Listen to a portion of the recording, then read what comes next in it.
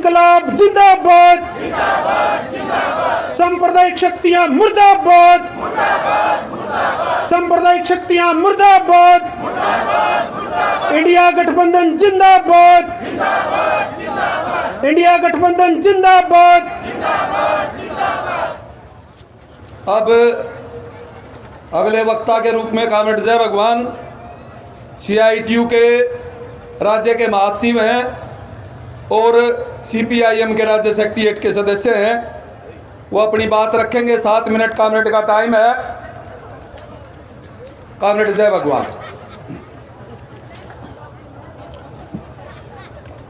आदरणीय अध्यक्ष मंडल, CPIM के राष्ट्रीय महासचिव कर्ण सीताराम येचुरी, CPI राष्ट्रीय सचिव अमरजीत कौर, मंच पर बैठे हुए दोनों पार्टियों का राज्य का नेतृत्व और इस रैली में आए हुए मजदूर, किसान, मेहनतकश साथियों, सबसे पहले हम ट्रेड यूनियन आंदोलन की ओर से आप तमाम साथियों का यहाँ पहुँचने पे बहुत बहुत स्वागत करते हैं, आपका क्रांतिकारी अभिनंदन करते हैं।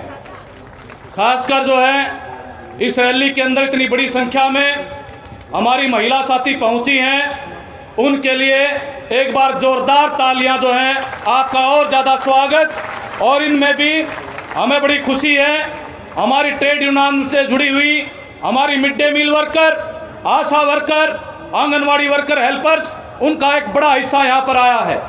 इस रैली के अंदर मजदूरों के अलग अलग हिस्से शामिल हुए हैं। साथियों, ये रैली एक ऐसे समय पर हो रही है, मेरे पूर्व साथियों ने बताया, चुनाव होने जा रहे हैं। हरियाणा हो चाहे देश की सरकार हो, 10 साल के करीब हो गए और जो हम यहाँ झेल रहे हैं, हम सबके सामने हरियाणा के अंदर इस हरियाणा को, इस देश को बनाने में मजदूरों का, किसानों का बुनियादी रोल है, उनकी बड़ी भूमिका है।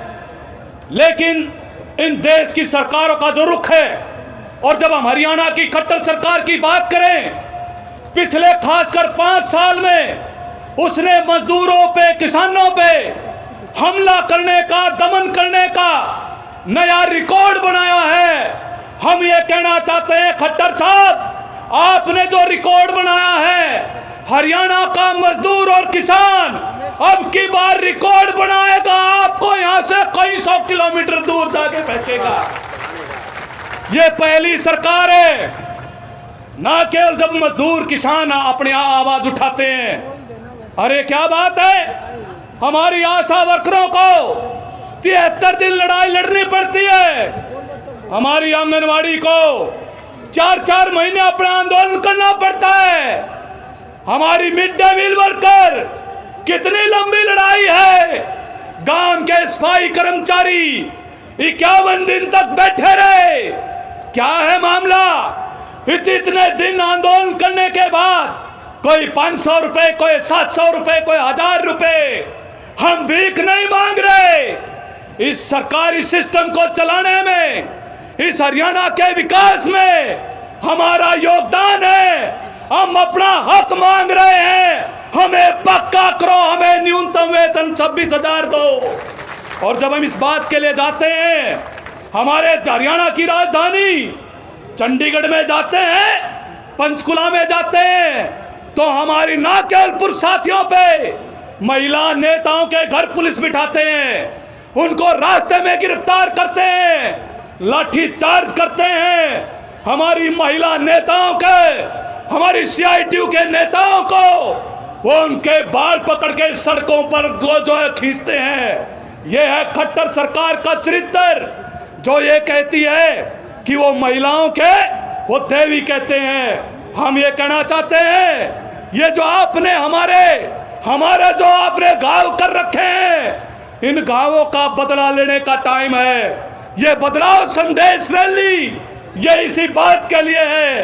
अरे गांव का, हमारा शहर का निर्माण कारीगर मजदूर, उसको दिहाड़ी नहीं मिलती, उसकी दिहाड़ी की हालत यह है, बड़े बड़े ठेकेदार, कंपनियां दिहाड़ी मार लेते हैं, निर्माण मजदूरों का बोर्ड बना हुआ है, उसको पंगु बना रखा है। 4,500 करोड़ मजदूरों का पैसा वो उनको नहीं मिल रहा है। हमारे गांव के चौकीदार, वन मजदूर चाहे को रेडी पेड़ी लगाता है, अरे जो अपना गुजारा करता है गुड़गांव पंचकुला जैसे शहर में, उनको उजाड़ने का काम किया बीजेपी ने। मनरेगा के मजदूर यहाँ आए हुए हैं बड़ी तादाद में।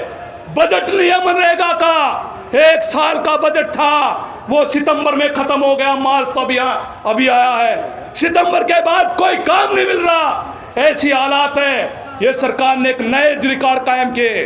लोग जो हैं अपने मुद्दों के लिए, अपनी मांगों के लिए जब सड़कों पर आते हैं तो उनके साथ ये जो सरकार जो व्यवहार कर रही है ये हम सबके सामने है।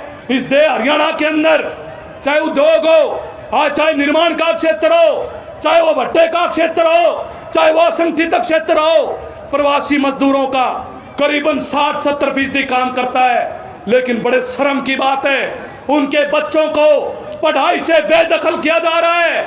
यह परिवार पहचान पत्र के नाम पे, फैमिली आईडी के नाम पे प्रवासी बच्चों का स्कूल में एडमिशन नहीं हो रहा, उनका इलाज नहीं हो रहा। हालत क्या है? शिक्षा स्वास्थ्य पर जो बजट है उसमें लगातार कटौती की जा रही है। जो सरकारी क्षेत्र है उसके अंदर नई भर्तियों की जरूरत है।